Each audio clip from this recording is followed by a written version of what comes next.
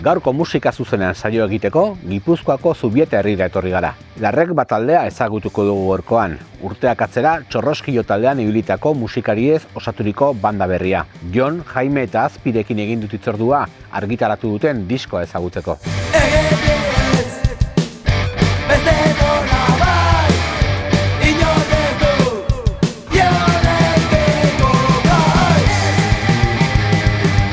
Jaime, Azpi eta Jon dira Larrek ba.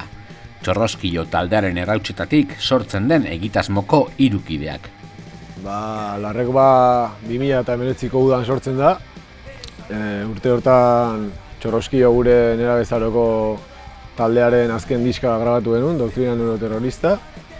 Eta aukera eduki genuen 10 bat kontzertu emateko. Eta gero jagatu ginean beste gitarrak Mexikoa joan behar zula. Eta guk jarraitzeko goga genekanez, hiruko formatu hori probatzen hasi ginen eta abesti berriak itea biden. Eta hori, goga genezkalako ere guk hiruko formatu hori probatzeko eta behintzat denbora tarte horretan abesti berriakin eta gauza berria probatzeko. Bai, eragina badago, gure estiloa nik uste mantentzen dela. Baina hirukote formatua izanik, zuzenago aldaketa gutxioko kantu didala eta nik uste aldaketa hor daula. Euka ezina da, 8 urtez egon gialaia jotzen Txorroskilokin, hasi ginen enumoeko batzu ginala, 14 urtekin hasi eta iaia gitarra hartzen jakin gabe eta pixka gure eskola bat izan dela gure oraingo Larregoa edo aurrera eraman alizateko.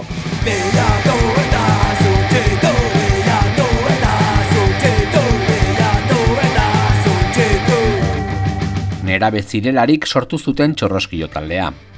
Eta 8 urtez eskola modukoa izan da taldekideentzat.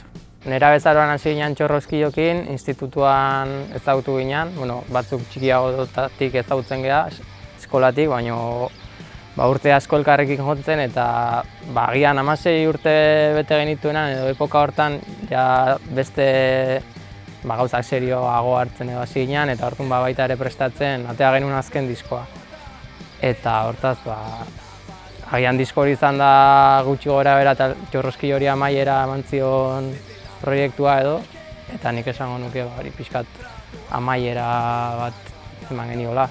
Azkenen ezin da esan estilo berdina jarraitzen dugula Txorroskiloko rollo iguala, ze azkenen Txorroskilo beak ebai urte guzti horietan gora bera asko dukizitun, lehenengo maketak ez daka zer ikusirik atea genuen azkeneko diskarekin. Eta nik uste evoluzioa dela eta Larregoa ere evoluzio bat bezala ikuste dugula gu pertsona bezala eta lagun talde bat bezala eta inongo ambizio gabe hortaz eratago, ez? Orduan, unean uneko egiten dugu, gustatzen zaiguna eta bide berriak irekitzeko ere prest gaude.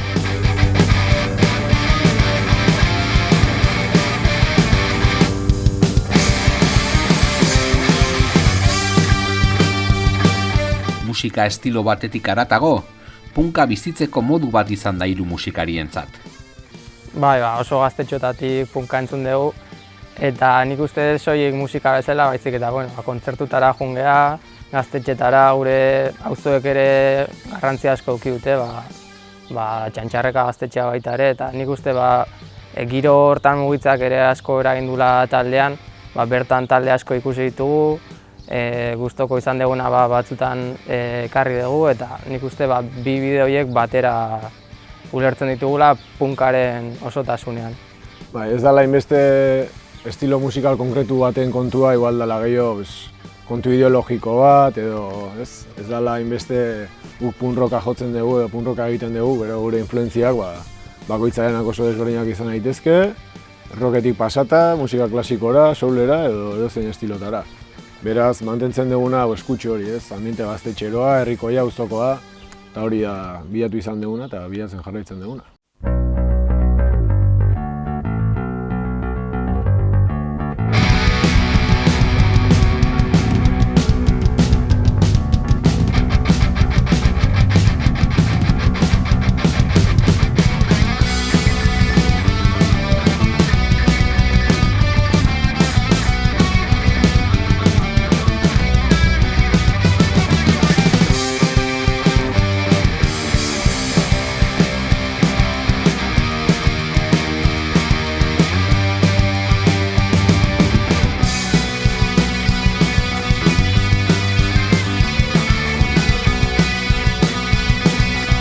Larrek barekin konposatzeko modu berriak sortzen dira, eta bide horretan soinu berri baten bila joan dira taldekideak.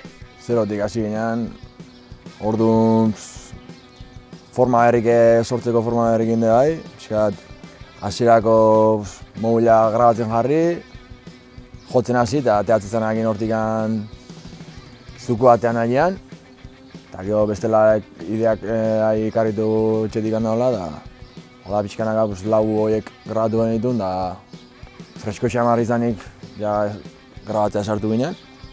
Bai, nik esango nuke aldaketa nagusia badala, lehen Txorroskiokin gauzak edo abestiak beste modu batera sortzen genitun, eta Larrek bakin hasi ginen experimentatzen o gauza berria probatzen, hirukote soinu berriarekin edo behartzun beste puntxu bat, ez? Eta nik uste asko probatu deula, lehen agian gehiago lantzen genuen etxetik eta gero ekarri, eta orain aldiz jungera probatzen eta experimentatzen.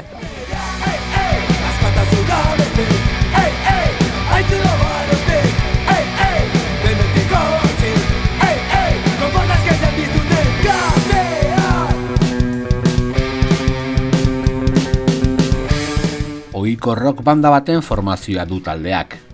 Baxuak eta bateriak presentzia handia dute kantuetan, eta gitarraren riffak zorrotzak eta erabatekoak dira. Azkenean hiru izanik indarroi lortu nahian, bajo putxa handiua indarra handiua lortzen saiatu geha, eta bateriakin ritmo azkarrak, eta gure arteko jolas hortako zehai.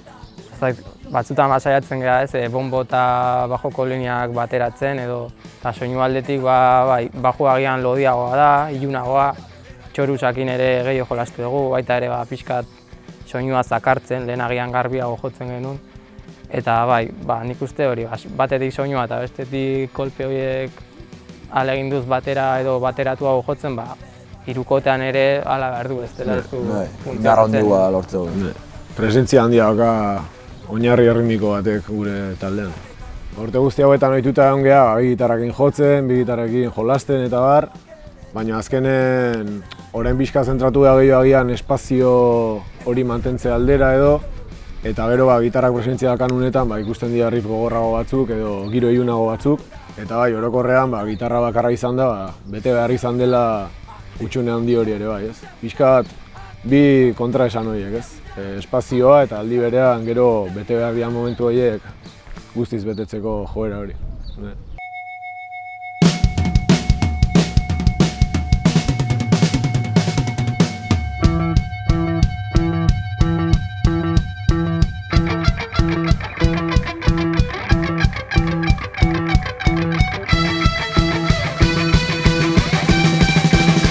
Punk musika da taldearen bizkarrezurra.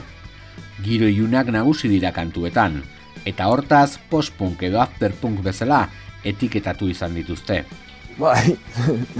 Asko esan digute azken aldian ez post-punk ikutuak eta nik uste dut post-punk ikutuak aipatzen badira, agian aipatu behar diela ere rock and roll ikutu batzuk edo metal ikutu batzuk, ez, inkluso. Eta, gu ez goaz, igual post-punk aldera edo konstienteki ez dugu lanketa hori egin, guk post-punka egingo dugu edo zeu zer naturala izan da eta... Agian gehiago da soinu kontua, konposaketa eta baino nik uste soinu ez dakit iluna esan, baino edo txorusak eta horrek ematen diola beste atmosfera bat eta agian horregatik da batzuentzat post-punk edo after-punk edo dana dalakoa. Baina nik uste hori giro edo atmosfera hori sortzen dalako. Azkenean Peter and the Test Babies edo Delirium Tremens bezalako taldeak, ez? Lantzen dituzte giro hauek eta ez da inungo momentun etiketatzen post-punk bezala, ez? Nik uste galdu dela pixka punk rockean lehen zegoen aniztasun hori, agian punk rock talde klasiko asko zekatena, ez? Ikusten zituztela igual post-punk giroak, edo rock and roll giroak, edo beste rollo batzuk, ez? Eta hori gaur egun beti igual mugitzen gara beti etiketekin edo asko kuadrikulatzen ditu gauzak eta nik uste pixkat irekin behar gehala eta... Kontrako esan digute, ala esan digute, baina nik uste atmosfera horrek iluntasunetik baula presentzia handi bat, nik ustez baina. Jaimek darama ahots nagusia taldean. Jonek berriz azpia ahotsak egiten ditu. Bien arteko jolasa handia da, eta bi ahotsen arteko kontrastea identitatea ematen dio hirukoari. Bai, azken hori, bi gitarra izatetik ere, pasakea gitarra bakarra izatea, eta hortaz, beste korista ere falta zaigu. Eta orduan, pixkat presentzia handiago hartu du, kasu honetan, Baionen paperak, koroak botatzen eta bar. Eta jongera pixkat, bien arteko joko hori ustiatzea, eta... Bien gaitasuna, no, azkenean. Bai, eta baita ere nik uste kontrastea hor dagoela, ez da, agian batetikoa da punk iluna, gitarra edo bajoari dagokionez, soinua dela eta, baina gero, bai Jaimeren ahotsa oso urratua delako eta kontrara nire ahotsa agian argiagoa delako, edo nik entzat ez dakialako abesten punki askoak abesten duten bezala, kontraste horrek ematen dio argitasun pixkat edo melodia gehiago eta nik uste talka horrek egiten dula. Egia da hori, gure referentzia klasiko askok ez, eta punk rock 77 delako mugimendu hartako talde askok ere eukitzen zituztela olako jokuk eta egian ahots asko ez direla ainurratuak ez. Ez dela gaur egun euki dezakegun kontzepzio hori punkarena, gogortasuna eta pixka bat hori ere galdu egin dela eta bueno, jendeari orain harritu egiten diola agian kontraste horrek, baina guretzako gure referentzietan beti egon izan da ez.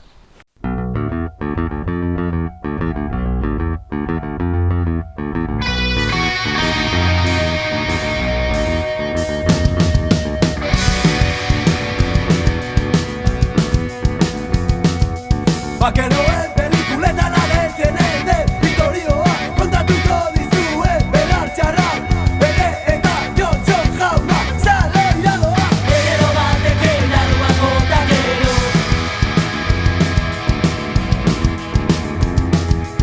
Emakumeak ere ganaduaren pare, bere txoriburuak, eta emaztean bere behiadoa. Korrika, irian zehar, Johnsonan delea morro.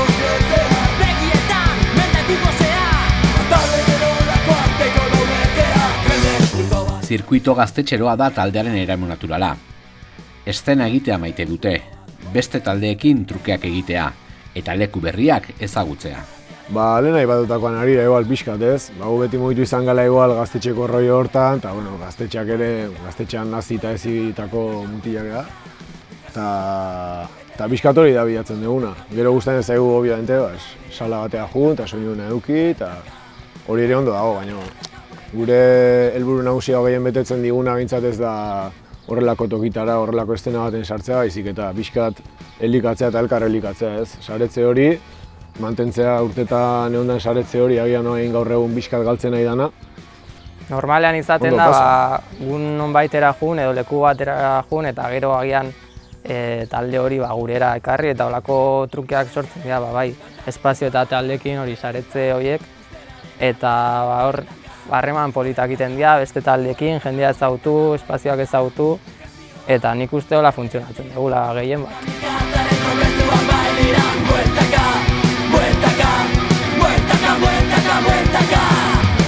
EPEaren grabaketa Arrasateko Shot Estudioetan burutzen da.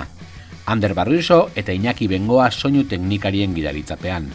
Bai, Txorroskillorekin grabatutako diskoa bertan egin genuen, bai Ander eta bai Iñakirekin, eta oso gustora aritu ginen bi teknikariekin, hortaz lan hau ere bertan grabatzea erabaki genuen, gehiegi pentsatu gabe ez. Nik uste harreman hona genula biekin eta gustora sentitzen ez bertan, bai soinu aldetik, bai pertsonalki. Bai, eta gure rolloa bai nik uste ondo ulertu izan dutela, alde hortatik oso gustora sentitu izan geha. Bai, eta agian epe honetan ja konfiantza horrekin eta pixkat gure rollo hartuta ez, eduki dutela pixkat gehi eskua sartzea edo behen iritzia ematea ere. Eta hori ere nik uste eta berazgarria izan dela eta islatzen dela ez, azkeneko emaitza. Behaiek ere nolabait ezagutu dute punk eszena, eta nik uste ondo ulertzen gehala termino batzuetan. Agian beste teknikari batzuei punkaz hitz egiten diezu eta pixkat arpegi txarra jartzen dizute, baina beraiekin oso ondo.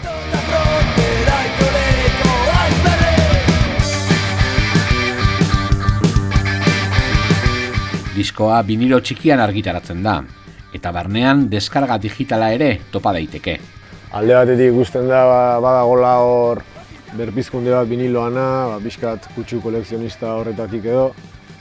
Eta, bueno, badagola beste estena bat, vinilo kaleratzen dituzten talde berriekin eta pixka guke bai Txorroskiokin eduki genuen publikatzeko era eta izan zen CD-a. Eta gero azkenen horrek sustatzen duna da, hori, jendeak bere kotxean jartzen dula, eta gian ez dula gu nahiko genuken entzunaldi hori edo jorratzen, ez? Eta gu bilatzen duguna azkenen vinilo batekin ere, formatu fisiko horri garrantzi bat ematea, zerikusirik ez dakana ordenagailuan o mobilan entzuteakin, eta entzulaldi aktiboago bat agian, eta formatu kuriosoago bat edo. Bai, ni guztiz ados. Azkenean denbora aldarrikatzeko beste modua da, edo musika entzulari eskaintzeko beste modu bat. Disko hau ezin duzu autobusean entzun, edo ezin duzu kotxean entzun, eta behar duzu hori zure etxean edo gelan edo danadalakoan jarri eta pixkat denboratxo bat hartu, aldetik be aldera aldatu. Eta egia esan, punkean ere beti mantendu izan da nik uste dut viniloaren edizioa, eta gure estenan nahiko ohikoa da, baina eta mugitzeko eta beti ere estena horretan erresago CD-a baino, nik uste dut. Gaur egun, orain lagun bezala bentsat, hasta gure estenan, esango duke, mugitzeko erresagoa dela. Erosiko dunak, gehiago apreziatuko du viniloa, dudai gabe. Eta gero hori, deskargatu nahi dunak bertan dauka, interneten, eta nahi dunak hortxe dago. Eta gian jendeak toka diskoa erosiko du, ez? Hori gure helburua.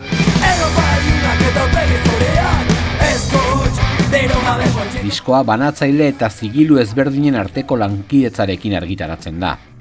Autogestioan eta elkarlanean oinarrituriko filosofiari jarraiki. Hasiera baten Txorroskiokin ja kontaktua eduki genuen Malmai eta Eskizodiskakekin, eta lehenengo haiengana jo genuen, gero Txantxakun irratira, eta gero pixkat hortik joan ginen irikitzen. Batetik agian badaude hemen Gipuzkoako zigiloiek, bai Donosti aldekoak eta Malmai Records, beti lagundu izan digutenak, eta gerora apustu egin duten zigiluak, bai Irrintzi diskak, edo Kantabriako Producciones Tudankaz, eta baita ere Logroñoko La Gramola District. Eta ekonomikoki lagundu dute diskonen edizioan, baita ere banaketan, eta hori elkarren arteko lanak ahalbidetu kaleratzea. Kanporako zigiluak beti dira interesgarriak. Beti ere etxekoak gaztu gabe, beti horre hon dianak gaztu gabe, ezta? Hori bastante presenteak habla iruditzea eta etorkizunean hala izango hala izan da hila entzat.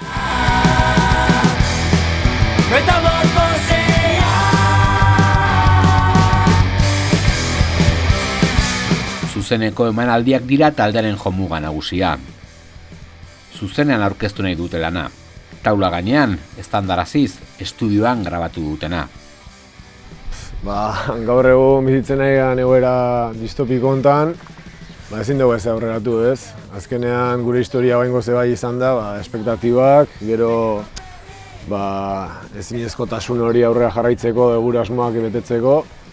Eta azkenen, momentuz, ateatzean kontzertuta baietz, eta bitartean abestiak egin eta enseatzen jarraitu, eta gero ikusiko da. Bai, zuzenekoetan epeko 4 abesti ez gain, beste 4-5 abesti ditugu, gerora sortutakoak, berriagoak direnak, eta baita ere 2 bertsio jotzen ditugu, bata Delirium Tremensena, eta bestea Komando 9mm-sena, eta hola egiten dugu zuzenekoa.